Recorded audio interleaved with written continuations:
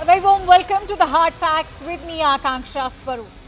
The daring train attack in Balochistan by the Baloch Liberation Army has sent shockwaves across Pakistan, bringing into focus the insurgency in the contested region. Viewers, we are now going to be bringing you these visuals that you can see on your screen that show the precise moment of the attack where the Jafar Express, carrying 400 passengers in 9 coaches, was going from Quetta to Peshawar and was stopped with the use of explosive near the tracks. You can clearly see the plume of smoke from the moment of the attack, which signals the BLA fighters swooping down from the nearby hillock to swarm the train. They neutralized nearly 30 security personnel and took over 200 people as hostage. 24 hours later, Pakistan has launched a counter-insurgency operation claiming to have neutralized 30 BLA fighters as the hostage crisis continues. The attack clearly shows that Rawalpindi was napping. But what is the Baloch Liberation Army? Let's now break it down for you. The BLA is seen as one of the most formidable separatist groups in Pakistan, particularly in the volatile southwestern province of Balochistan. The group has been responsible for a series of high-profile attacks targeting security forces, infrastructure and foreign investments, including the Chinese. What's their aim? Independence for Balochistan, a province rich in mineral resources. Now, Balochistan's annexation in 1948, despite the Khan of Kalat declaring independence, sowed seeds of resentment against Pakistan's central authority. The Balochistan, in fact, the Baloch army is a distinct ethnic group also made of the Balochs who have faced cultural and political suppression, fueling demands for autonomy, for independence. Vast natural resources like gas, even minerals, have been extracted with little benefit for the locals. That's also deepened their economic grievances. Repeated military crackdowns, including operations since the 1970s and enforced disappearances, have escalated tensions and even radicalized separatist movements. Chronic poverty and lack of infrastructure, despite Balochistan's own strategic importance, have reinforced perceptions of neglect by the Punjabi-dominated state. The China-Pakistan Economic Corridor, with major projects like Gwadar Port in Balochistan, has intensified this unrest as locals view it as exploitation by an external power, with separatists targeting Chinese interests. Pre-independence calls for a sovereign Baloch state, ignored by Pakistan's founders, has laid a foundation for the ongoing unrest. So much so that the Baloch activists have for long labelled Pakistan's former president and military dictator Pervez Musharraf as the butcher of Balochistan. In fact, in November 2016, the Balochistan High Court had issued a bailable arrest warrant against former Pakistan president. This was in connection with the murder of the former Baloch nationalist leader Nawab Akbar Khan Bukhti in a military operation in 2006. In the last year, the BLA, that is largely believed to be secular, has also adopted more lethal tactics used by Islamist militant groups like the Afghan Taliban and the Tehreek-e-Taliban Pakistan, also known as the Pakistani Taliban. They include the use of suicide bombings, improvised explosive devices or IEDs, and so-called complex attacks involving multiple attackers and vehicle-borne IEDs. The Majid Brigade, the BLA's suicide squad, is believed to have carried out most of the group's complex attacks in Tuesday's operation itself. The BLA's Special Tactical Operations Squad, the Fatah Squad and the Zirab units were also involved in this operation. So has this been a clear failure of the Pakistan army, which has failed to tackle a robust revival of the Baloch insurgency? That is our top debate on the Hard Facts tonight.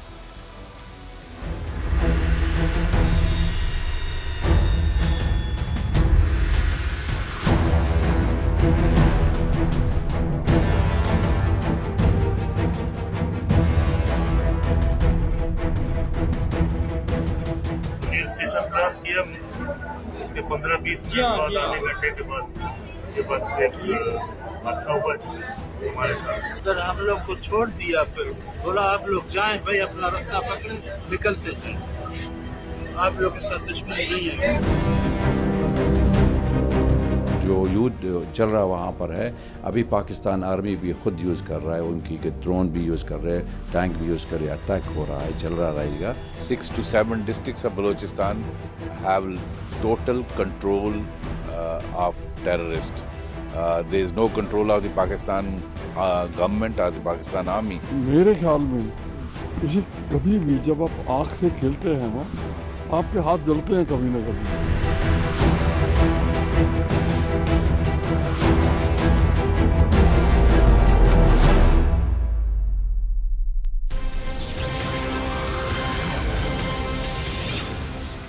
All right, we have some breaking inputs coming in as we deep dive into this segment. The first reaction of Pakistani Prime Minister Shehbaz Sharif has arrived now on this entire train siege. He says, and let me quote, that he's spoken with the Chief Minister Sarfaraz Bugti, who briefed me on the latest developments in the heinous terrorist attack on Jafar Express. The entire nation is deeply shocked by this dastardly act and saddened by the loss of innocent lives. Such cowardly acts will not shake Pakistan's resolve for peace. I offer my heartfelt condolences to the families of the martyrs. May Allah grant them the highest ranks in Jannah and bless those injured with a swift recovery.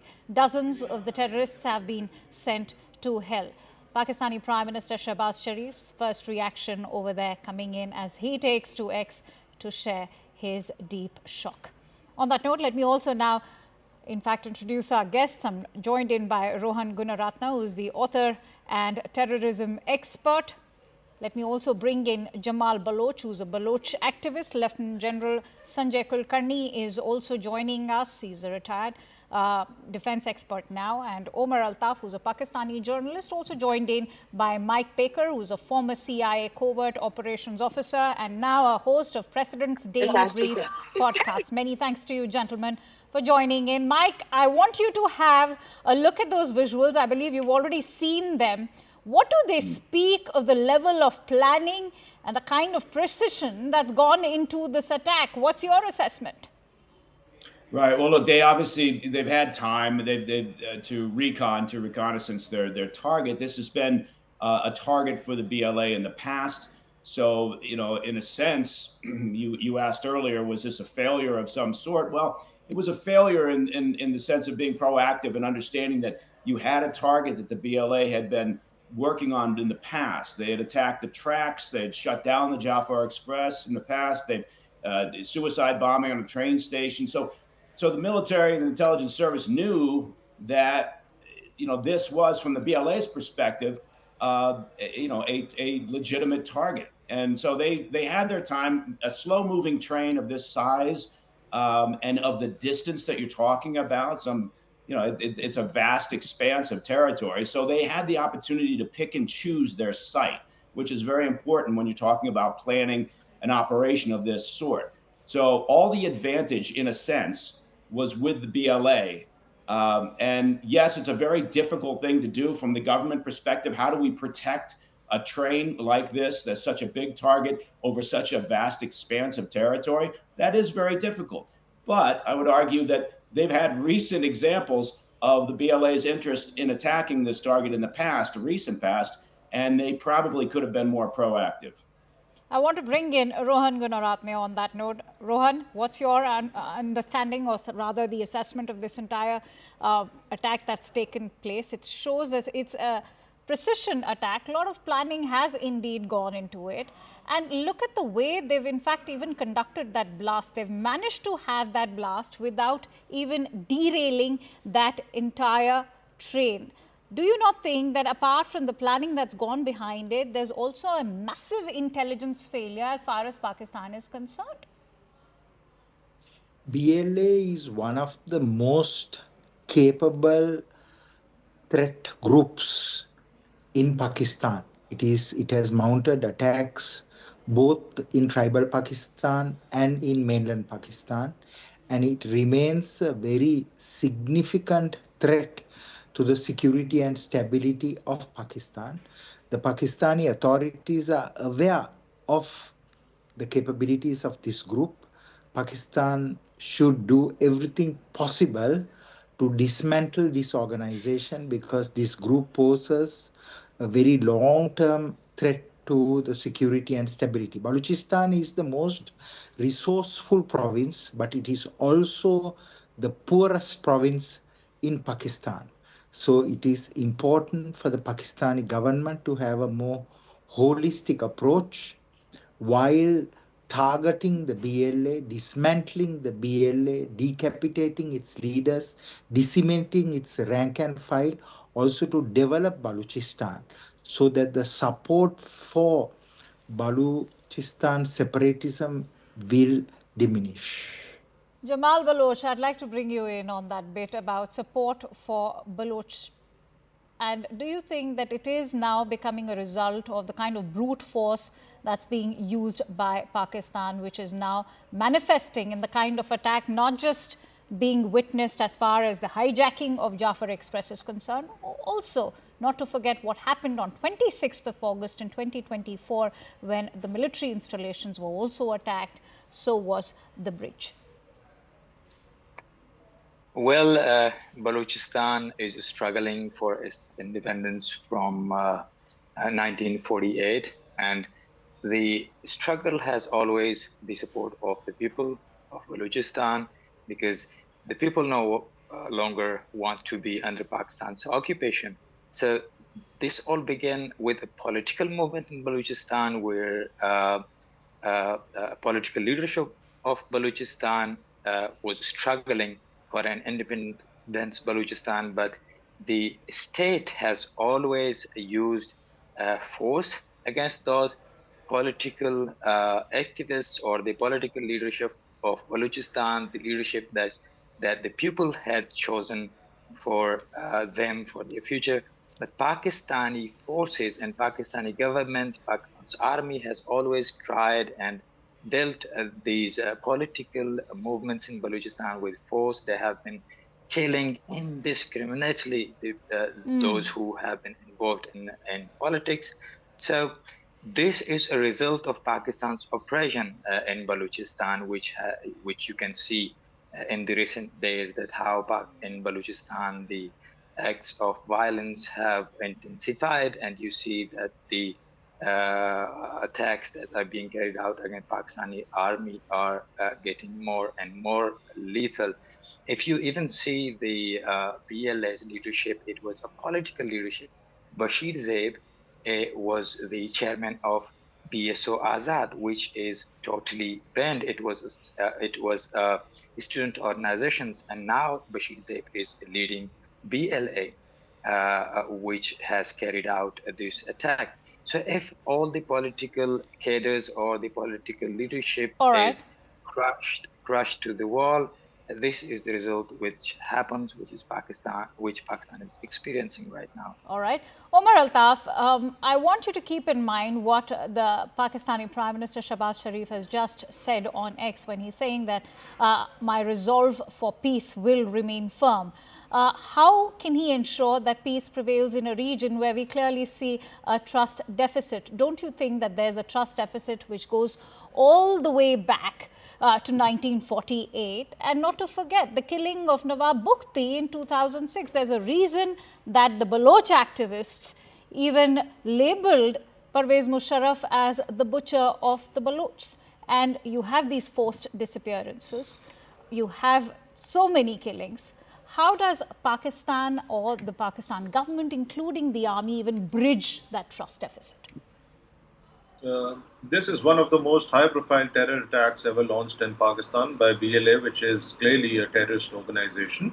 So obviously now it's up to the state of Pakistan to bring to justice the perpetrators of this attack, and BLA's activities have been going unchecked for quite some time. So it's a Pakistani state should realize now that there should be a clear policy in dealing with a terror organization like BLA.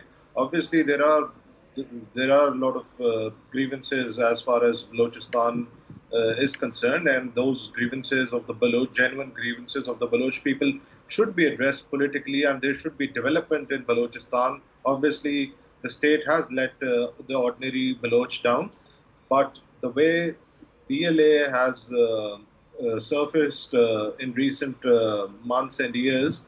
So obviously the Pakistani law enforcement agencies, the military and the government need to come up with a strategy to dismantle this terror organization, because this, if left unchecked, it poses serious threats to the stability of Pakistan, and it's only causing destruction for the to the people of Balochistan.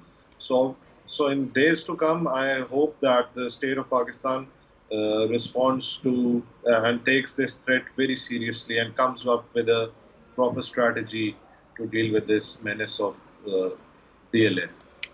Lieutenant General Kulkarni, the menace of BLA. What has led to this menace of BLA? I'm sure you will be able to shed more light. And what we are seeing today, is this not a manifestation of a failure of the Pakistani army? Also, how is this now going to translate for the own reputation and, of course, the morale of the Pak army?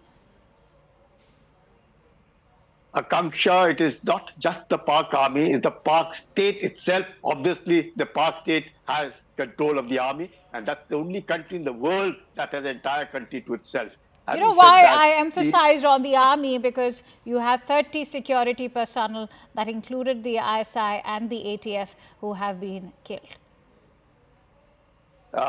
Akanksha, having said that, now, right from the time, like rightly the Baloch spokesperson has just about said that, right from 1948, it had Muhammad Ali Jinnah, who himself stabbed who? The Khan of Kalat. And thereafter, his brother started the insurgency movement. And what do we have thereafter? Complete deprivation. The Baluchis have never felt part of Pakistan. They had an option whether to choose to join India, join Pakistan, or get independent. The Khan Kalat chose independence. And look what Muhammad Ali Jinnah did. He got him to sign the instrument of accession, and thereafter the insurgency starts.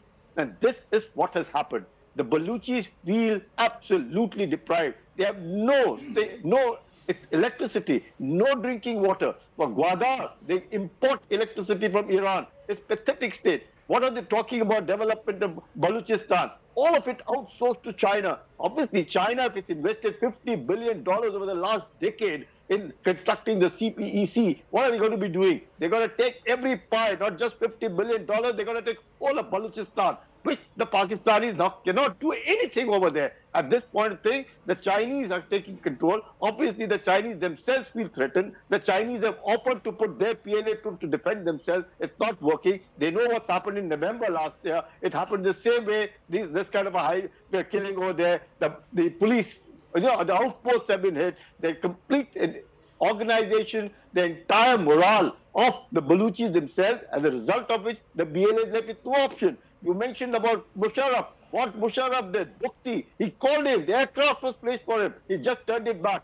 and then killed him. And then, of course, you're rightly calling him the butcher of Balochistan. Not just him, it's the entire. The Baluchis are feeling cut off. The Chinese are wanting their pie. Obviously, they've invested in their money. Imagine the Baluchis can't go out fishing. Baluchis don't get electricity. Baluchis don't get drinking water. What are they going to get?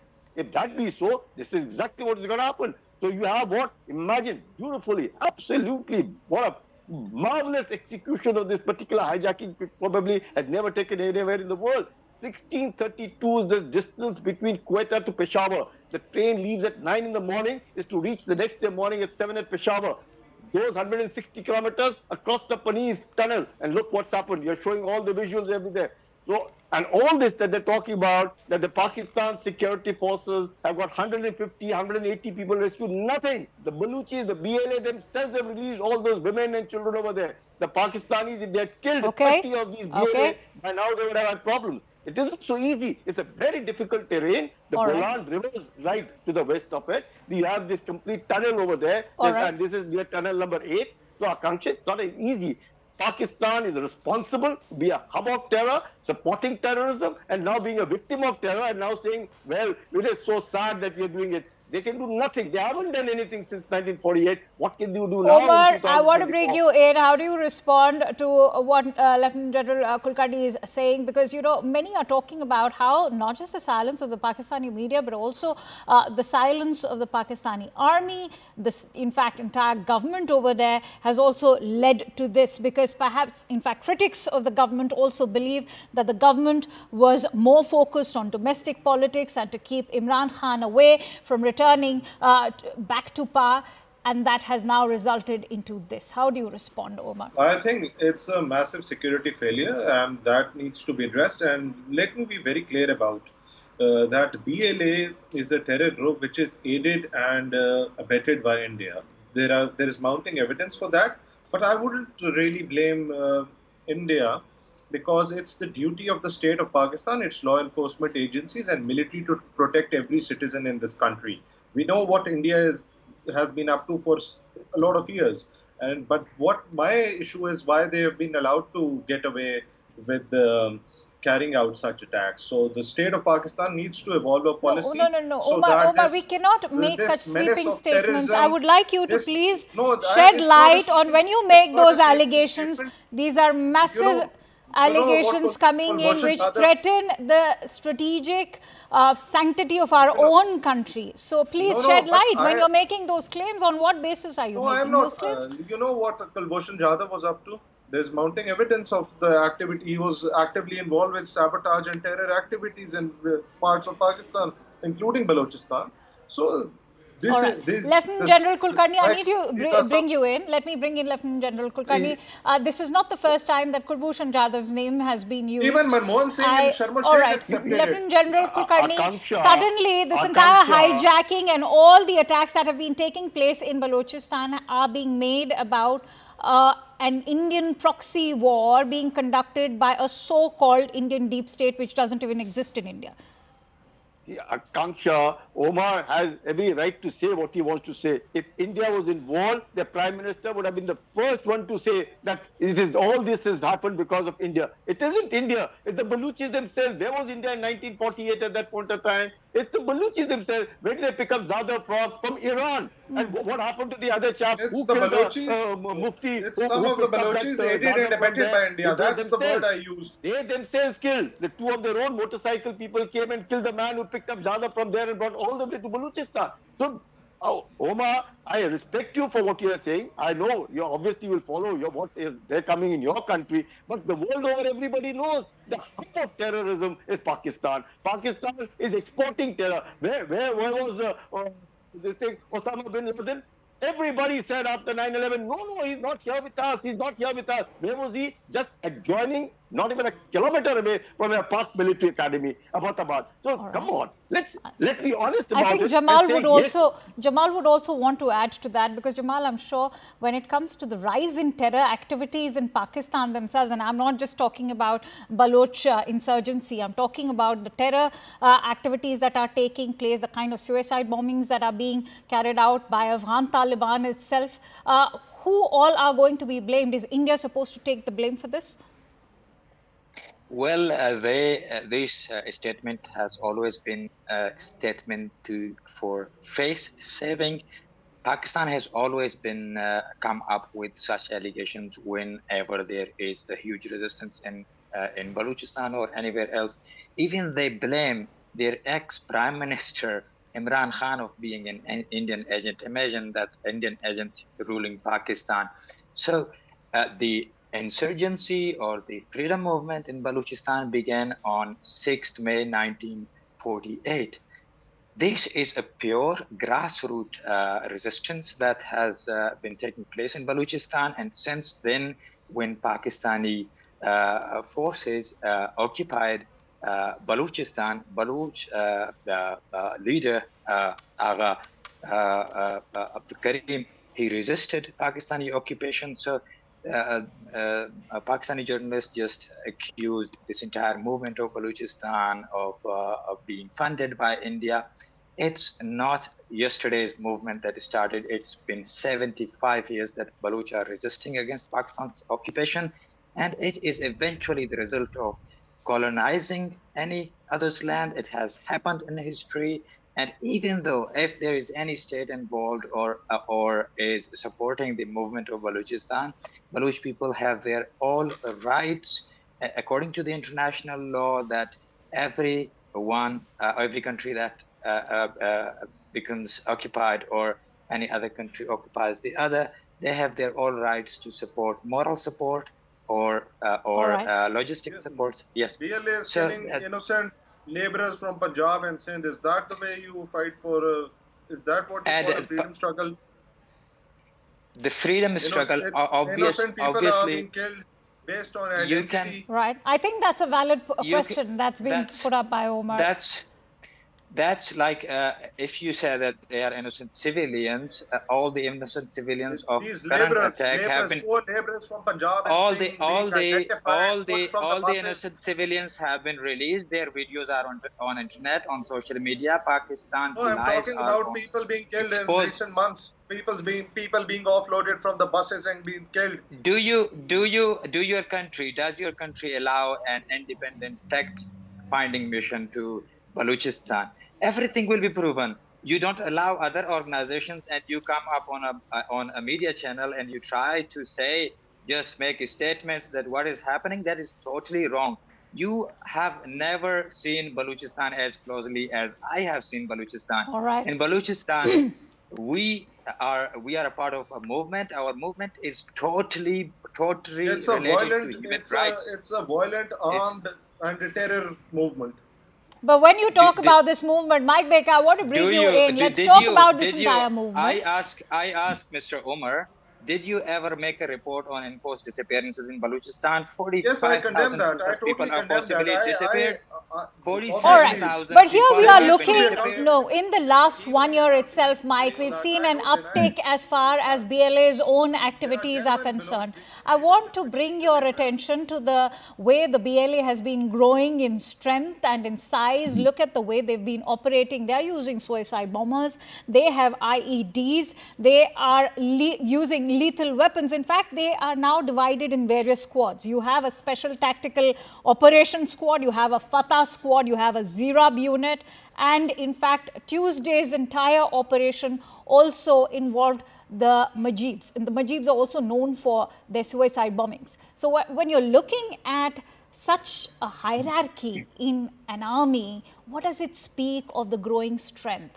There has to be some external force which is aiding an entire army. They have safe havens in Afghanistan and even in Iran. So what do you make of the growing strength of the BLA?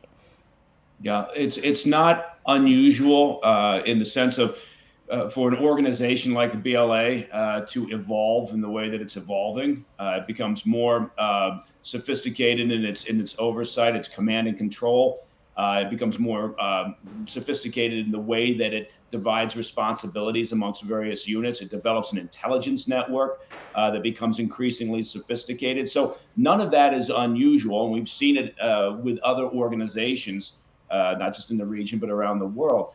As far as access to weaponry, unfortunately, there is a great deal of material, of hardware, of munitions, and also of expertise that floats around in this underground world where you have a variety of experts, of people who are capable of moving weapons in the gray arms and arms market. And so none of this is a surprise in the sense of the BLA's evolution, right?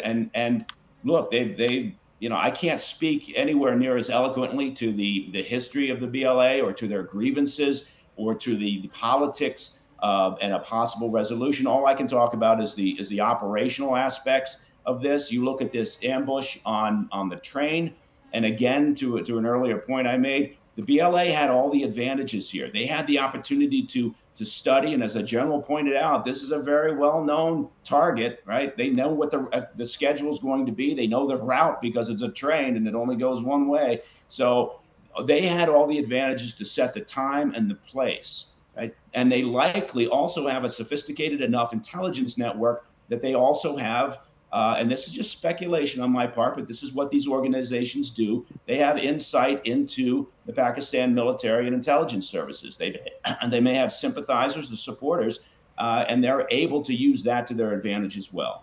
Absolutely. They have had to have some kind of intel input coming in, because they couldn't have been aware of the fact that there were Pakistan security personnel who were going on leave and traveling in that passenger express. So it is a massive intel failure, no doubt about that. But I want to, in fact, make a fact check over here, Omar, for you, which I just discovered, that Jadhav was kidnapped by Mullah Omar Irani of Jaish-ul-Adl from the Sarbaz city. And it was Iran who later handed over Jadhav to the Pakistan army. So as far as the location of Jadhav is concerned, I think it's best to steer clear from any speculations. I want to bring in Lieutenant General Kulkarni for closing thoughts, perhaps. Let's look at the wider geopolitical ramifications of this. What, in your assessment, is this going to lead to, especially when we've seen the kind of attacks that have been happening, the one in 2022 where 2 Chinese nationals were also targeted. They were, of course, very much associated with the CPEC. How is this now going to sort of impact the relationship between Islamabad and Beijing? And what is the role of the other neighbors over here, including India, including Iran, including Afghanistan? Is Pakistan finding itself isolated? Akanksha, you had that Maulana Diesel in their parliament say very clearly that there are 6 odd districts of Balochistan all set to secede from Balochistan, and probably they would even get their recognition from UN. Nobody else. It's their own person in their own parliament stating so.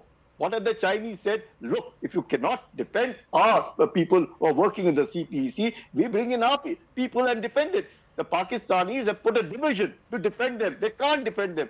What, again, as he said in the parliament, that not one army post exists over there. Not one police post exists over there.